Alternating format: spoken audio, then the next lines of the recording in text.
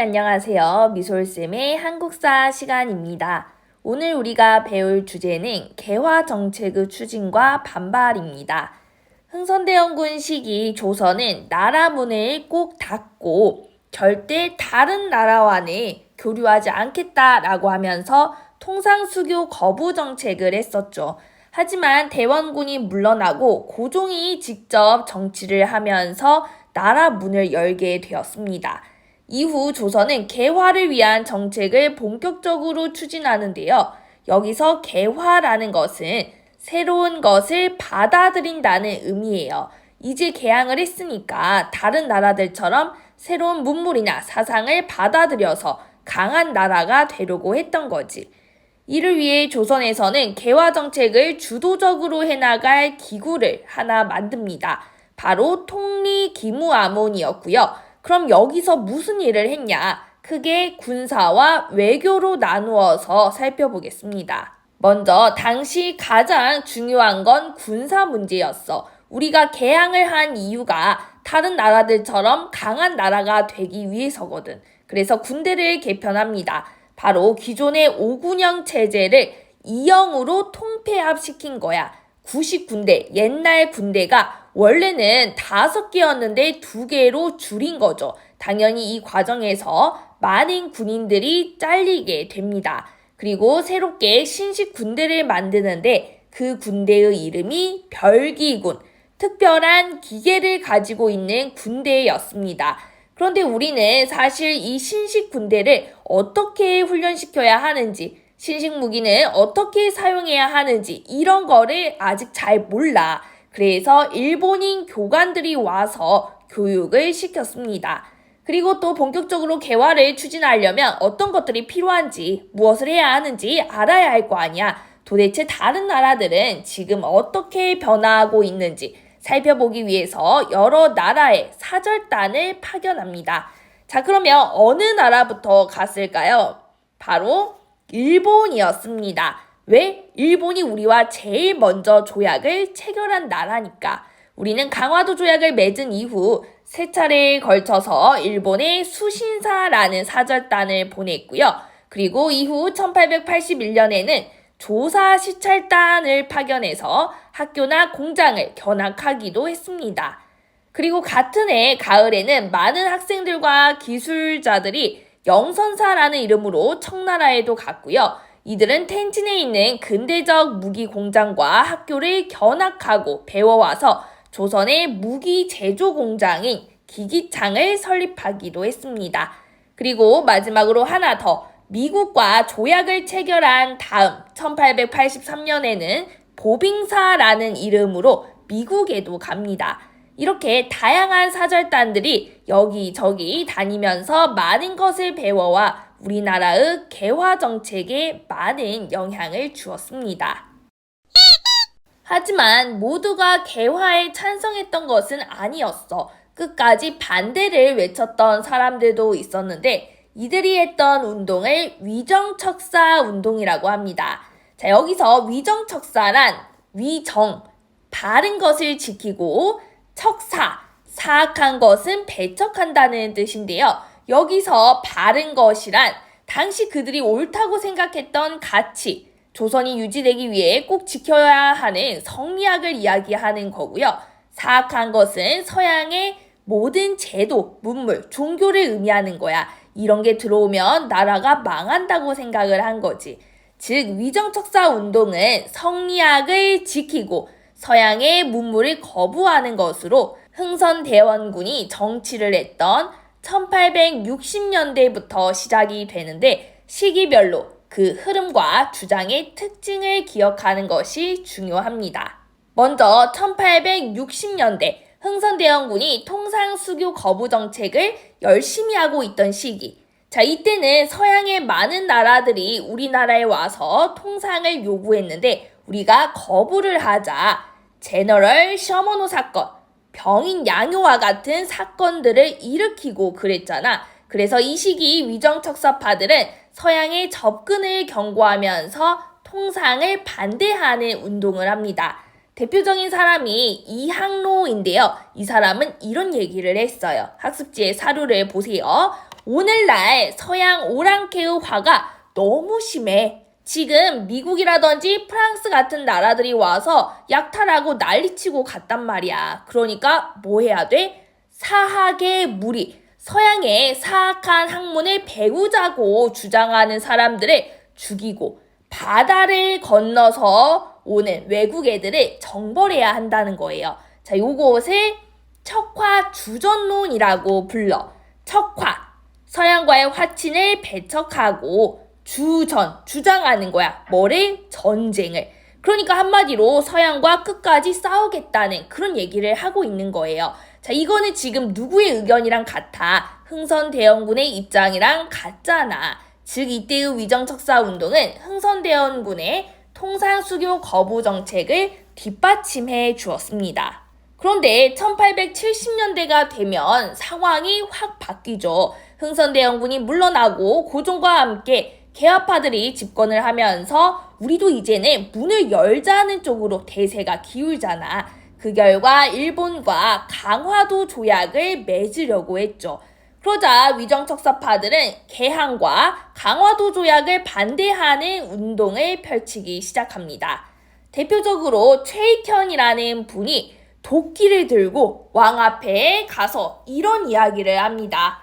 저들은 외인, 일본인이지만 사실은 서양의 적이다. 자, 이 부분이 아주 핵심 문장이에요. 밑줄을 쳐보세요. 자, 이게 바로 외양일체론입니다. 외, 일본인과 양, 서양인은 일체, 하나다. 다 똑같은 새끼들이라는 거야. 그러니까 우리가 뭐 일본 뭐 전부터 알고 있던 나라라고 해서 막 조약 맺으면 안 된다는 거지. 그러면서 내 말 안 들어. 그럼 도끼로 내 목을 치겠다고 막 협박도 하고 그러는데 나라에서는 어떻게 했어? 그러든지 말든지 강화도 조약 체결합니다. 그리고 1880년대가 되면 나라에서는 이제 본격적으로 개화 정책을 추진해요. 통일기무함은 만들고 여러 나라에 사절단 보내고 막 달리기 시작해. 그러자 이번에는 이러한 개화를 반대합니다. 특히나 1881년에는 2차 수신사로 일본에 갔다가 돌아온 김홍집이 조선책략이라는 책을 가져오잖아. 지난 시간에 배웠죠. 이 책에서는 중국과 친하게 지내고 일본과 결합하고 그리고 미국과 연합하라고 하니까 우리가 이것에 영향을 받아서 미국과 조약을 체결하려고 했잖아. 그러자 아주 난리가 납니다. 미국 얘네 어떤 애들이야. 제너럴 셔머너 사건, 신미양요 이런 거 일으켰던 나라잖아. 나쁜 애들이에요 하면서 미국과의 수교를 거부하는 운동을 실시하게 됩니다. 이게 영남 만이소 사건인데 영남 지역 유생 10,000명이 모여서 함께 상소를 올린 거예요. 당시 우두머리가 이만손인데 자료를 보면 조선 책략을 좀 비판하고 있습니다. 내용을 보면 미국과 손을 잡으라고 했는데 너네 미국 알아? 몰라. 모른단 말이야. 그런데 괜히 미국과 손잡았다가 미국이 우리의 약점을 쥐고 나중에 힘든 요구를 하면 어떻게 할래? 미국과 손 잡지 마. 그 다음 조선 책략에서 우리의 가장 큰 적은 러시아라고 했는데 러시아 알아? 몰라. 러시아는 우리와 아무런 사이도 아니라고. 러시아가 침략해 왔어? 아니란 말이야. 그런데 괜히 우리가 러시아 우리 적이야. 견제해야 돼 하면서 먼저 미리 선을 딱 그어버려. 그러면 괜히 우리의 이런 행동 때문에 기분이 나빠서 쳐들어오면 어떻게 할 거야. 이런 이야기를 합니다. 하지만 상소가 받아들여지진 않았죠. 나라에서는 미국과 수호통상조약을 맺었습니다. 그러자 이들은 1890년대 이후가 되면 이제 상소 같은 거 안 올려요. 이제는 직접 총과 칼을 들고 일본에 맞서기 시작하면서 항일 의병운동으로 이어지게 됩니다. 그리고 이런 와중에 이모군란이 일어나 이모년에 군인들이 반란을 일으킵니다. 자, 그 배경을 보면 위정척사파들 외에 정부의 개화 정책에 반대했던 사람들이 있었어요. 바로 조선의 백성들이었습니다. 왜냐면 너무 먹고 살기가 힘들었거든. 개화를 하려면 일단 돈이 좀 필요하잖아. 그러다 보니 전보다 세금을 나라에서 많이 걷어 당연히 백성들 입장에서는 부담이죠. 또 강화도 조약 이후 일본이 우리의 쌀을 쓸어가 버리자 쌀 가격이 너무 올라가지고 쌀을 먹을 수가 없네. 그러니까 백성들은 아니 개화가 뭔데 우리 이렇게 힘들게 하지? 이런 생각을 했겠죠.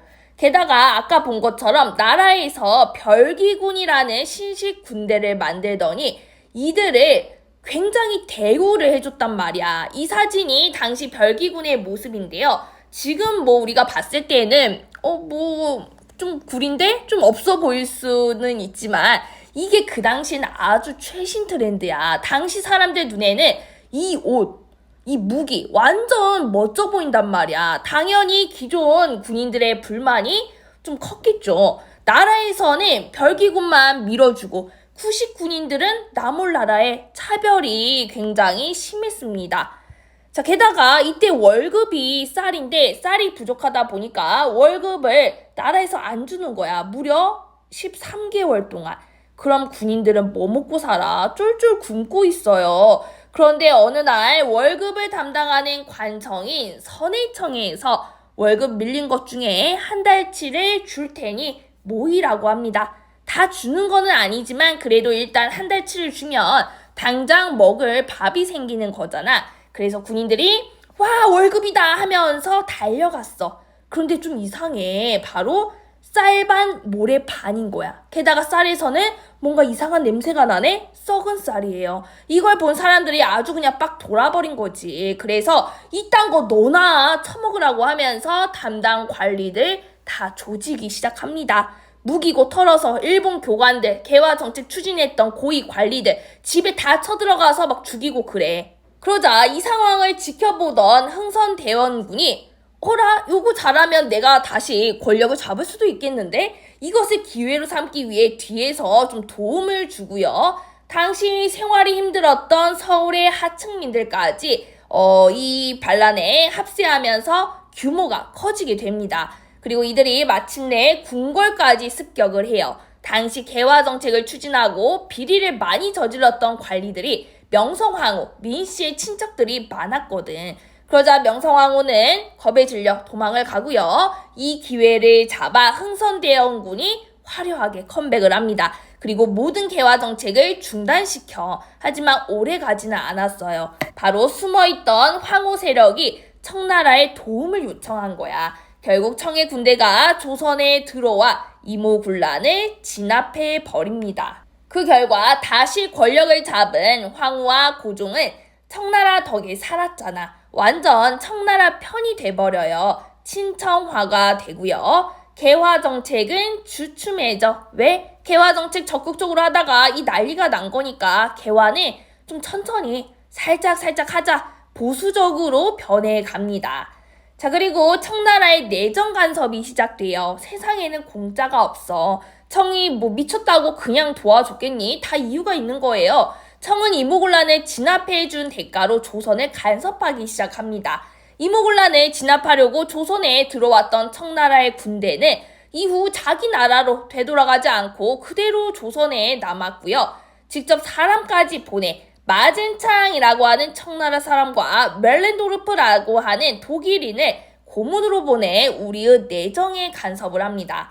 그리고 경제적으로는 조청상민수료무역장정이라는 조약을 체결해요. 조약 이름이 좀 굉장히 길죠. 천천히 보면 조청, 조선과 청나라의 상민, 백성들이 수료, 바다와 육지에서 무역을 할 수 있다는 것을 맺은 장정 조약이라는 뜻인데요. 내용을 보면 처음부터 청이 속방을 우대하려고 맺은 조약이다. 청의 관리와 조선의 왕이 동급이야. 즉 조선이 청나라의 속국이라는 것을 아예 그냥 딱 써놨어. 특히나 사조를 보면 베이징과 한성, 양화진에서 장사를 할 수가 있고 내지 행상이 필요하면 허가를 받으라고 되어 있죠. 지금 일본은 계양장 북은 그 4km 내에서만 장사할 수 있는데 청나라 사람들은 내륙 깊숙이까지 들어와서 장사를 할 수가 있다는 거예요. 자, 그러면 일본은 가만히 있냐? 아니, 피해자 코스프레를 하면서 재물포 조약을 맺자고 합니다. 조약의 내용을 보면은 3조를 보면 이모군란 때 우리 공사관이 습격을 받아서 일본인 죽었어. 보상해줘. 얼마를? 5만 원. 5만 원으로 유족과 부상자에게 보상하라는 거예요. 그런데 여기서 이 5만 원이 우리가 아는 그 신사임당 아니야. 굉장히 당시에 큰 돈이었고요. 그리고 더 중요한 것은 5조야. 앞으로 또 이런 일이 있을지 어떻게 알아. 불안해서 안 되겠어. 우리나라 사람은 우리가 보호해야 할 것 같아. 그러니까 공사관을 지킬 군인을 두겠다고 요구를 합니다. 즉 이 조항으로 일본의 군대가 조선에 주둔하게 된 거죠. 자, 이처럼 조선 안에서는 문을 열지 말자로 개화파와 위정척사파가 싸웠고 이들의 대립은 결국 이모군란으로 폭발을 합니다. 그러면서 우리나라를 지키려는 의도와는 달리 조선 내에서 청나라와 일본의 간섭은 점점 강해져만 갔습니다. 자, 이런 상황에서 일부 사람들은 조선의 근대화를 위해 갑신정변을 일으키기도 했는데요. 다음 시간에는 이 갑신정변에 대해서 배워보도록 하겠습니다.